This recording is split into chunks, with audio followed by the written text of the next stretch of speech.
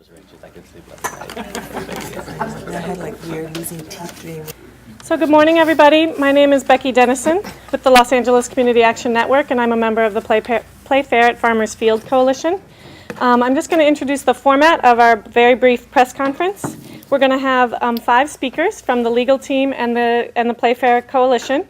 Martha Arguello will start us out from Physicians for Social Responsibility Los Angeles. We'll have Dan Stormer, an attorney with Hadsell, Stormer, Richardson, and Rennick, followed by Fernando Gaitan, also on the legal team from Legal Aid Foundation of Los Angeles. Steve Richardson from the Los Angeles Community Action Network, a coalition member and a plaintiff in the suit. And Gary Williams, who's a law professor at Loyola Law School, who's also a plaintiff in our suit. It will be about 15 or 20 minutes long, and then will be available for questions as a panel, as well as interviews after the fact. Good morning. My name is Marta Dina Arguello with Physicians for Social Responsibility. That's MARTHAARGUELLO. I am with Physicians for Social Responsibility and a member of the Play Fair at Farmers Field, along with our coalition partners today. We're here to reassert the right of all Californians to live, work, play, and worship in healthy and clean environments. We are not represented by an army of lobbyists and lawyers and media outreach people that have been able to fundamentally transform California's law for one project. This project will be catalytic. It will permanently change the face of downtown Los Angeles. That face will now have a football stadium if this project goes through, but that comes with more cars, more traffic, more congestions. It will impact property values in a community that is already very vulnerable to fluctuations in property values and rents. It will increase traffic, and that will have an impact on both air quality and, of course, health. The people who live around the community are primarily low-income Latinos and African Americans who have had little representation in this battle. So I was in Sacramento last year when this bill passed and saw the power of AEG to fundamentally say we don't have to play by the rules. We can change the rules as we see fit. We can run over the rights of communities. And we can continue to perpetuate the myth that CEQA is what is wrong with California's economy. For many years, California's economy has thrived under CEQA, and it will continue to do so. We believe in playing fair, and the best way for California to thrive is to protect our environmental laws. While it is popular to blame these laws, we know that simply is not true. Less than 1%, recently a study was done by NRDC that less than 1% of projects are actually stopped by CEQA. We believe that without the CEQA, full protections of CEQA, we cannot fully understand all the project impacts and mitigate and prevent those harms. If we do not do that, if we do not mitigate the air quality impacts, we will pay. The people who live in this community will pay with their health, but we as taxpayers will also pay for the increased health care cost. It's time that we play fair, and today we're filing a lawsuit to challenge the constitutionality of SB292. Because we think it's important that all laws are respected and that people with less resources are also protected from the whims of large developers. Buenos días, mi nombre es Marta Arguello, estoy aquí de Médicos por la Responsabilidad Social. Estamos aquí hoy demandando que los derechos para proteger el medio ambiente de California sean protegidos. Tenemos el derecho de vivir, aprender y trabajar en ambientes que son saludables. Este proyecto va a cambiar la cara de downtown de Los Ángeles, del centro de Los Ángeles, y va a impactar la calidad del aire y la salud. Esto va a haber más tráfico, más congestión, y tenemos que prevenir estos impactos. Pensamos que la ley de protección del ambiente de California tiene que ser protegida. También pensamos que no hay leyes que deben de aplicar para los ricos y no para los pobres. No es justo que una compañía como esta ha podido comprarse una ley que los permite no proteger el ambiente. Nuestra coalición cree que se tiene que jugar justo y por las leyes. Gracias.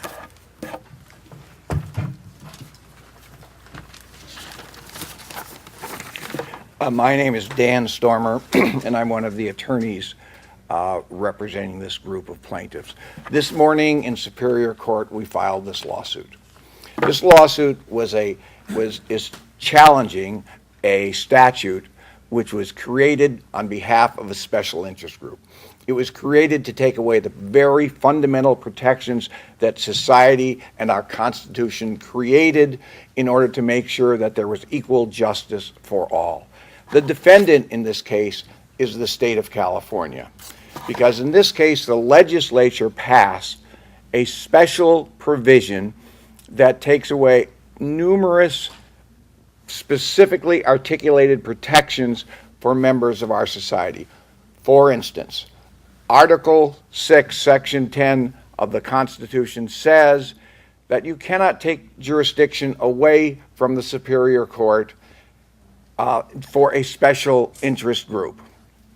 In this case, that is exactly what they did. They said, because, AEG, you are so fabulously wealthy, and we so desire this particular project, even though it is only potential, we will take away the rights that are guaranteed to every other member of society just for you.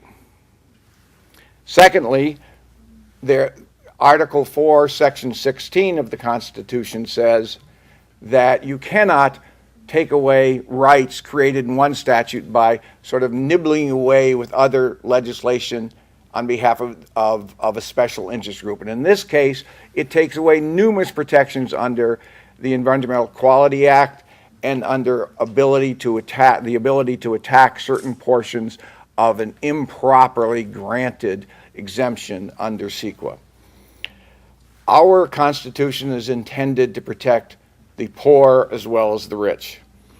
This statute takes away the fundamental protections of our judicial system. It is an unconstitutional attempt to provide special expedited justice for a rich special interest group. I'm now going to lapse into football jargon. The legislature fumbled the ball on this one. It engaged in unsportsmanlike conduct. The courts, our referees, will penalize them. And finally, we will have a level playing field. The level playing field will be created by the courts declaring the statute unconstitutional and enjoining, that is, issuing an injunction preventing the use of this statute for the benefit of the special interest group that is AEG. Thank you.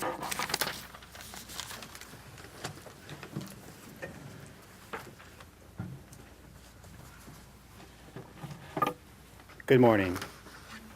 My name is Fernando Gaitan. I'm with the Legal Aid Foundation of Los Angeles, FERNANDOGAYTAN.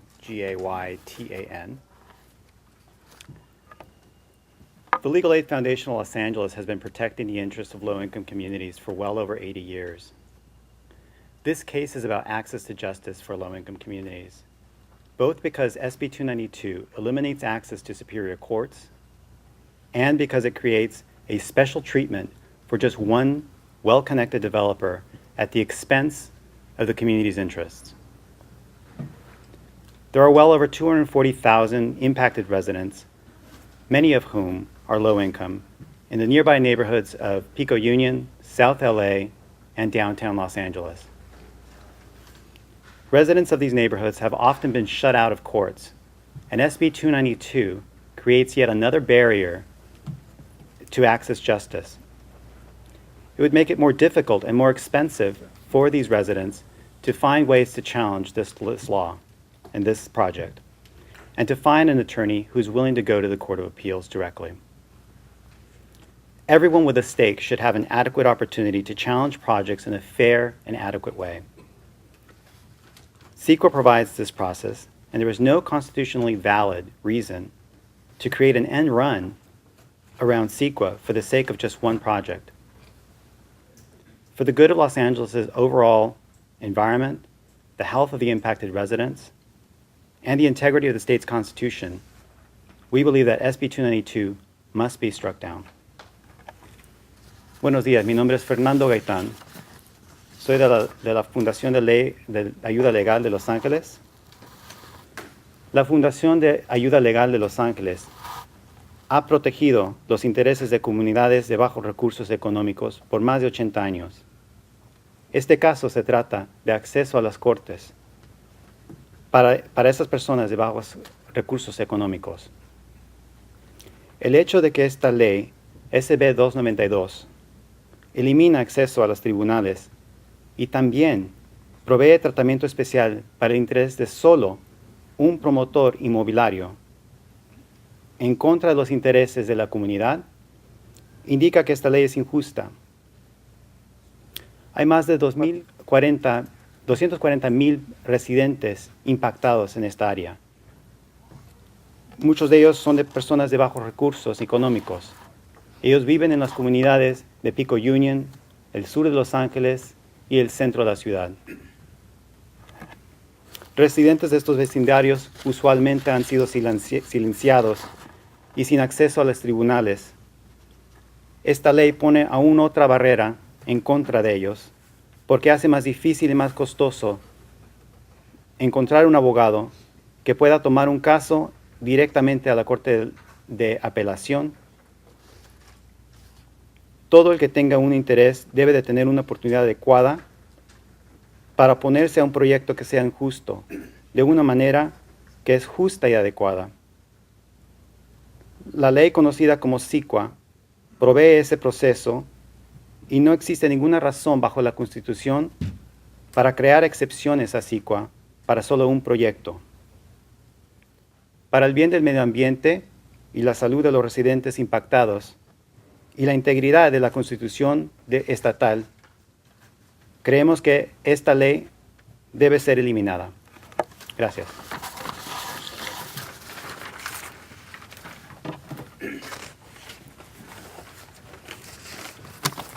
Good morning. My name is Steve Richardson, STEVERICHARDSON, and I'm a member of the Los Angeles Community Action Network. As a longtime resident of downtown Los Angeles, I am actively involved in the Play Fair at Farmers Field Coalition, and I'm proud to be stepping forward as a plaintiff in this lawsuit. Today, in filing this lawsuit, our coalition has a simple message.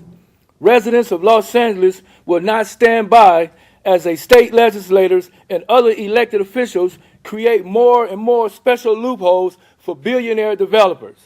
We stand together today to protect and defend our constitutional rights. We also stand firm in promoting the human rights of our communities to have clean air, healthy and affordable homes, reasonable levels of traffic, and access to health care and public safety services that was needed, and much more. Our communities in downtown, South LA, and Pico Union deserve the same protections as everyone else. SB292 violates the Constitution, and it also violates the government's responsibility to be accountable to all stakeholders. All residents, including low-income residents, should be served by our government. In this case, the government acted only to serve one of the largest corporations in Los Angeles, AEG, at the expense of the rest of us. And they did it bluntly, with no attempt to hide it. This time it's AEG, and who knows what developer will get special legislation next. We won't accept that. We will continue to demand the community health protections we need. This project is a huge project, and it will have huge impacts. The low-income communities being impacted need to be able to go to the trial court to challenge the big projects like this one, since it's harder for us to find attorneys willing to go to Court of Appeals. Eliminating SB 292 restores some equity with regular, everyday folk and the billionaires trying to get an easy ride. Thank you.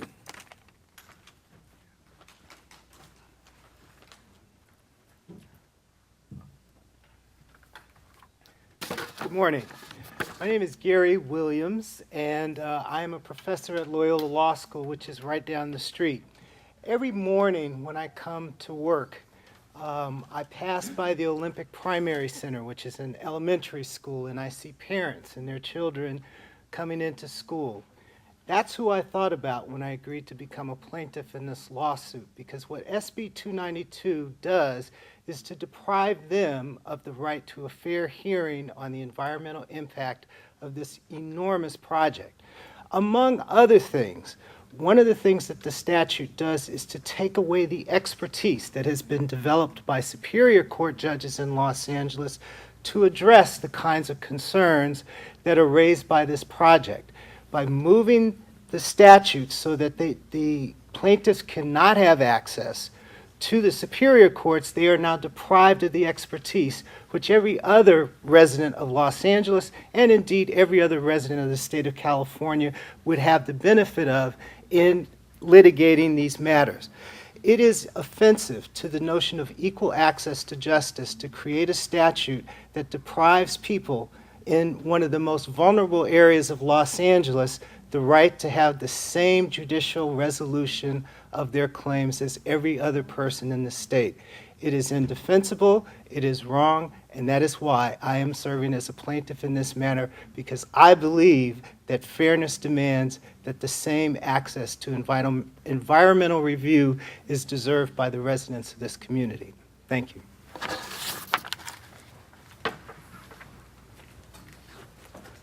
So that concludes our presentation. We can take some questions to individual panelists. There's also other coalition members and legal support in the room. Can we do some questions up here? It might just make it easier. I just want to know why now? Like, why a year after it was signed? Dan, do you want to talk about that? No, I didn't. The answer, I was just pointed out by my esteemed co-counsel that I reversed the order of the Constitution. But then, so did the legislature. Now is because it is becoming impactful now. At this point, there is about to become a limited ability to challenge whatever the results of the environmental impact report that comes out.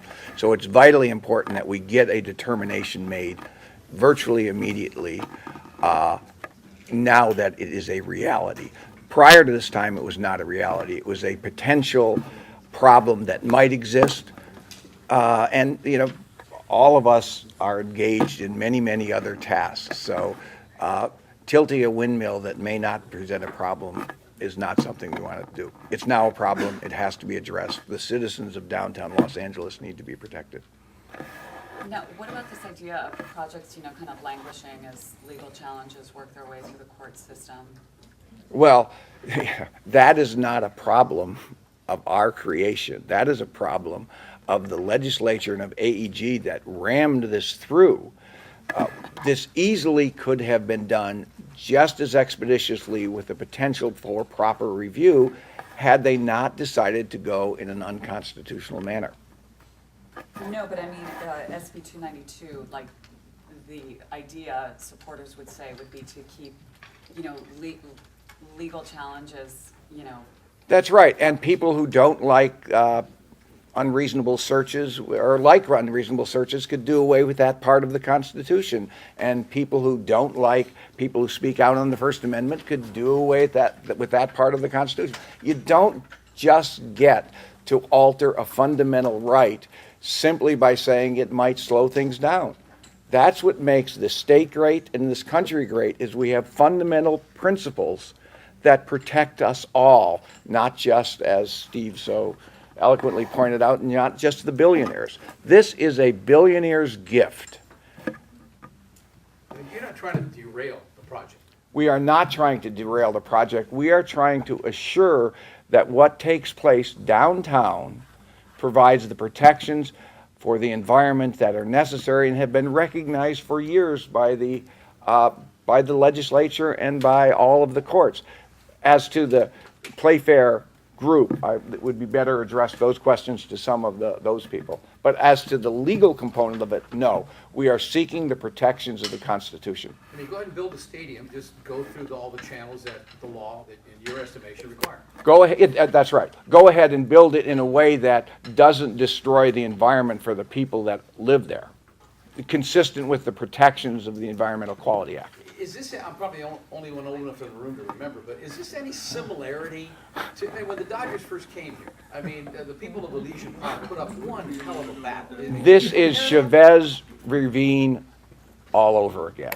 This is Chavez Ravine. This is using particularized legislation to limit the rights of the people who are already there. Did the Dodgers need a special Didn't they get a referendum, a vote of the people? That was a complicated process involving housing that began in 1949 with Frank Wilkinson.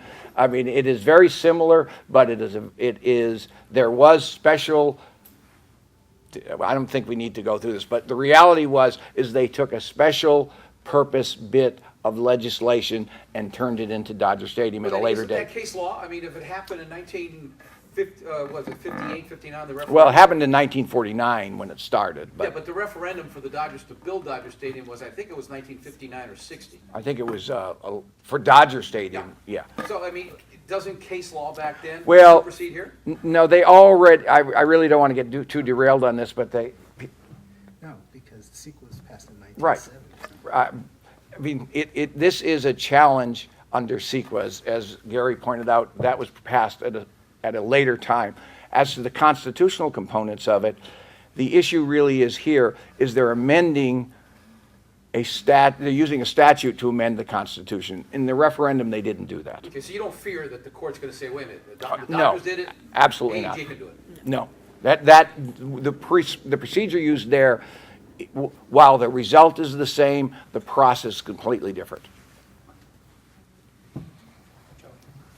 And I just want to add from the community's perspective, our position has always been that we have not opposed the stadium. We still do not oppose the stadium, but we do believe that our environmental health, our community health needs to be respected and honored in the process. And when we opposed SB292 originally, it was because we thought what would happen exactly did. They made an EIR that was insufficient. They ignored our communities in the environmental document, and we expected them to do that because of the limited amount of challenges that they expected under this law. So if they had made a complete EIR that addressed all of the issues and addressed our issues, there wouldn't be an issue. But they didn't do that because they knew they had special treatment on the back end. Can we get you again? I'm sorry, I'm Becky Dennison, BECKYDENNISON. Thank you. Other questions? What does the stadium proposal look like that respects all of your interests? And what would something that would be respectful to vote?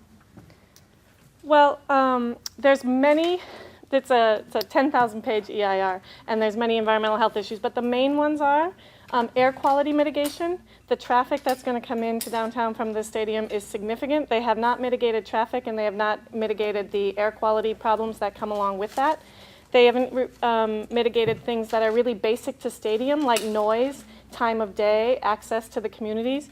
They've ignored the impacts on housing and population altogether in incredibly dense and gentrifying communities. Right, but how would you mitigate those impacts? What would successful mitigation look like? Well, there's numerous ways to mitigate. Do you want to talk about some of the air quality mitigation?